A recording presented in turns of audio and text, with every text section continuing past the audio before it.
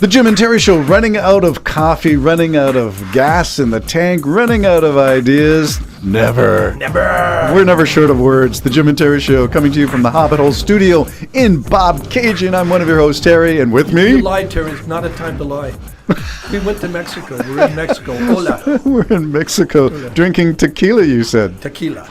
With Charlie Angus, perhaps. Yeah, I'm gonna try that, actually. I'm gonna make, for my friends, I'm gonna make Bloody Marias. Oh. Bloody Marias are like a bloody like a Caesar, only it's instead of vodka, it's tequila. Okay. And very nice. I had it when I was in Florida. Yeah, it was nice at a restaurant. We had a little dinner, a little soiree with our good friend Kathy, and Jan came over and was not really I think it was to celebrate Jill's birthday, but she had a birthday. We had to put it off because she had other commitments and work and what have you. But we finally got together, so I did the barbecue, nice steak. Whoa, they were great cuts of meat. I'm always fearful as a chef with the barbecue. Don't want it too overcooked. I don't want shoe leather when you got a good cut, and yet they don't want it too bloody, so you got to watch that fine line. Yep. I did it. Good Threaded the needle right down the perfect medium rare. A little bit red, some little blood maybe in places, but yeah, keep it nice so it melts in your mouth. Yeah, that's what I like. All right, that's my barbecue tale. Mine was I just for fun, oiled a pan, chopped up onions, chopped up some mushrooms, chopped up some ham, chopped up some sausage, and put pierogies on top. Flip it? Nope, didn't even flip it. Put in the barbecue, and my friend Debbie says it's the best thing she's ever tasted. Wow. She had it the next day, the leftovers, and said it just got better with time. It was delicious. Leftovers, I got to say, that's the meal that keeps on giving if it's done right. But isn't it funny? That just took chop, throw. And I put some spices on, but I really didn't give it much thought. Well, you don't have to give spices too much thought, just a pinch of this and a pinch of that. It's the balance. It's the balance. It's the balance. All right, we're going to talk about bourbon versus tequila, and I was going to do my barbecue story ending up with margaritas that Kim made, and she used the real shaker for the prep, and the presentation was everything in these nice open glasses and with little umbrellas on the top, and it was wonderful. So there was our celebration. It was our only real Festivus this summer so far. Festivus this summer. Festivus. Yeah, because it's been so stinking hot. What liquor went into that? The margarita was... Or tequila. I'm thinking tequila. It's probably tequila. It is tequila. Okay. I know you know those things more than I do, so you'd have to correct me. Martinis, not margaritas. Right, I got that mixed up, sorry. All right, let's start off with the tale of your next publication. You are a published poet. Let's celebrate that. Well, and if I had a margarita, I'd raise it to you. But they asked me to send them a couple of more things, and I did. I sent them a couple of songs that I thought were kind of well-written, nice songs. But then I also sent them Phantom Hair, which I'm not going to say is the best-written song, but I said it's funny. It is. It's meant to be funny. Yes. And then she said back, okay, you pick. Which one do you want? So I thought... They're offering you the choice of lyrics to a song that they're going to publish for you. So it's amazing. I picked Divine Design, which I've never liked the recording of. But I like the words. Not the pattern of it, but now I've decided Divine Design should really be a slow song with a more of a bluesy type into it. Anyways... I picked that one, Divine Design. So, it'll be published, I guess. And that'll be your second published piece. Yeah. Amazing. Congratulations. So I guess I got a publisher. You are a published poet. Yeah. So that's a good celebration now that we're in Mexico. And we're in Mexico because there was a big trade meeting down there. Canada went to Mexico and didn't invite Trump. No. I don't know how really meaningful it was. I know it was our good friend that the Midas Charlie likes. Charlie Angus. He was down there, and, of course, he says... I'm not as woke or as, progressive as he is, but he does say a lot of, he's very articulate. Former NDP representative from northern rural Ontario, Charlie Angus, who retired from the Parliament this year. Yeah. And so he Midas Touch featured him for about 8 minutes doing his talk down there. And Midas Touch really they're going to be teaming up with I heard they're coming north. They want a Canadian version of Midas Touch North. I think it'll just be. I think the Canadian version. You'll notice Midas Touch has many people. Yes. I think it's just going to be the northern Midas Touch, Charlie Angus. That's what I think it's going to be. Okay. I'm expecting them to grow a real news media presence in Canada under the Midas Touch Network umbrella. That's how they'll do it. I don't think they have to leave their living room. Well, they've replaced Joe Rogan as the #1 selling podcast. Yeah, well, because they're good. They really are good, and they keep up it. I mean, they're working hard. They are. The content is like 5 a day or something. Yeah, and it's not just them. There's so many. It's not just the Mycelis brothers. Yeah. They've got people everywhere in all kinds of things, from the legal thing, which is his expertise, but they've got different slants on the news and politics and policy. And Morning, by the way, it's left-leaning. They do not like the MAGA. I'm saying MAGA, not Republican. They will mention Republican, but MAGA has really taken over, and even all the Republican states are bowing to MAGA. So in other words, the cult of Trump. So I can understand that. I'm never going to like the cult of Trump. I'm never going to like it myself. I still say I'm a conservative, but I've now gone over to the side. I had to. I was forced that way by MAGA. Yeah. I was forced over there. It wasn't my choice even. And so what can I say? You can say that you are a fiscal conservative. That means at some point you would like to see a balanced budget and not spend ourselves into oblivion for future generations to pay. Yeah. Okay, I get that framework. And as I refer to Carney's book on values, we show what we believe in our hearts about people and life and value by the policies that we pass in government. And when you have MAGA Republicans in charge of the Senate, in charge of the Congress, and they can't pass a darn thing, and what they do pass is a bill that takes away 16 million people's health care, there's something wrong with your values. Yeah, but they dress it up so much for the public. That's why I think it's going to fall. I do. And I think it's going to be when the results of these, never mind the bullshit, when the truth actually is felt, not just spoken about. Trump can say anything he wants. We talked on the previous show about he's going to reduce medicine by 1,500%. That's an impossibility, cannot be done.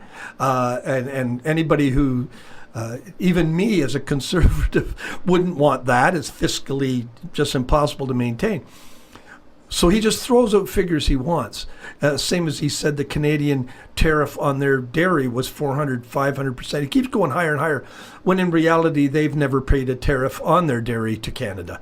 There's one there in protection if they sell us twice as much as the agreed amount.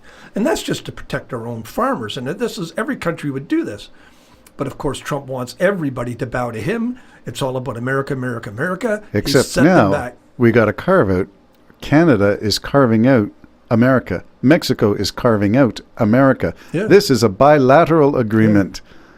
Yeah. So what's going on with Charlie Angus in Mexico? Well, he went down there for some sort of a conference, and I don't know how important any of those people were. And it was very much something that will help him be a part of the Midas Touch. Right. He's not above promoting himself. He's got speaking tours and everything else. He's a retired parliamentarian, so he's got a salary and an income awarded by years of service in the Canadian Parliament. So that is a nice lifestyle. Yeah. I'm not saying he's not a hard worker, but he's got a pension. So any of this stuff is because he believes that it needs to be heard. Yeah, and I think it's just a form. I mean, it would be way better if it was Carney and the president of Mexico down there with their cabinets touching and holding each other. I'd feel much, much better about that. I'm not going to get fooled into think someone who can't do that. But I will say this: he will be a voice. Yes, and a voice. And that's what you want. While you can still have a voice. Whoa, there's ominous words. I don't like really so much. I understand why she's doing it. The Michigan governor going down there, or what's her name? I don't know. You're more aware of it than I am. She's Gretchen Whitmer. Would that be Michigan, or is that another one? The one that was really fighting against Trump, but now she's going down there because she wants jobs and everything up in Michigan, and I think she wants a military base. I don't like that military base coming up there. You got me on the militarization stuff, because one of the things that I'm aware of is the use of the military for domestic use to put pressure as your personal police force using military bases. We talked about Eisenhower. Oh, that's where they're building one of the detention centers on a military base. A base. A base, a military base. And that should be, if everyone isn't in the streets protesting and throwing eggs on Trump Tower or something at the White House. Trump just said yesterday again something about calling the military in to fix something. To fix something. I don't. Do you mean to stop a protest? A civil assembly. Civilian something. Yeah. And to stop that. And so this is dangerous. It's this is really authoritarian, dangerous, as you know. Yeah. Time to light the lanterns, and we'll close off with another gander at Light the Lanterns, a call to, Yeah. I'm not sure it's arms. I'm reluctant to talk about militarization, but wake up, America. We're not woke enough. Time to get off your seats. Bye-bye for now. Bye-bye.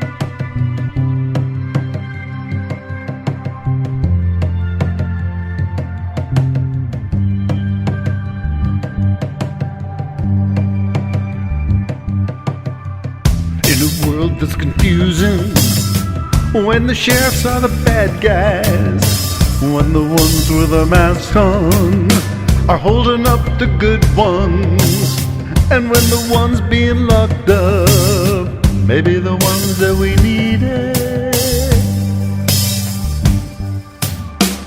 If you have a keen mind, then in mind how you use it. If you got a mean spirit, you don't have to use it, abuse it.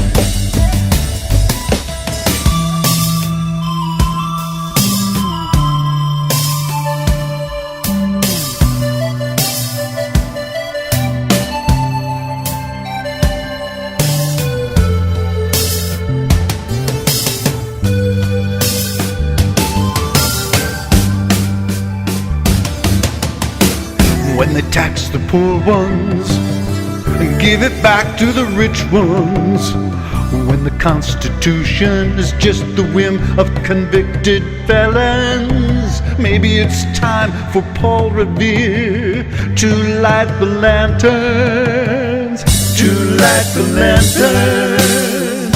If you have a keen mind, then in mind how you use it. If you got a mean spirit, you don't have to use it, abuse it.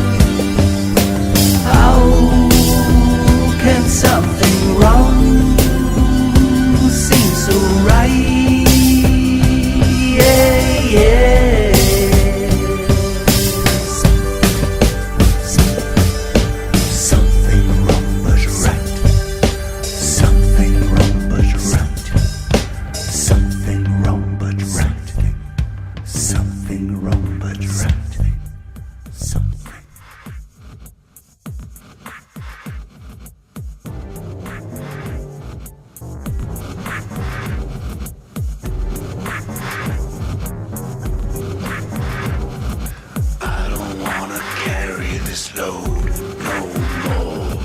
I don't wanna carry this load. So the sweat of my brow and the toil of my hands has got me so far into this promised land.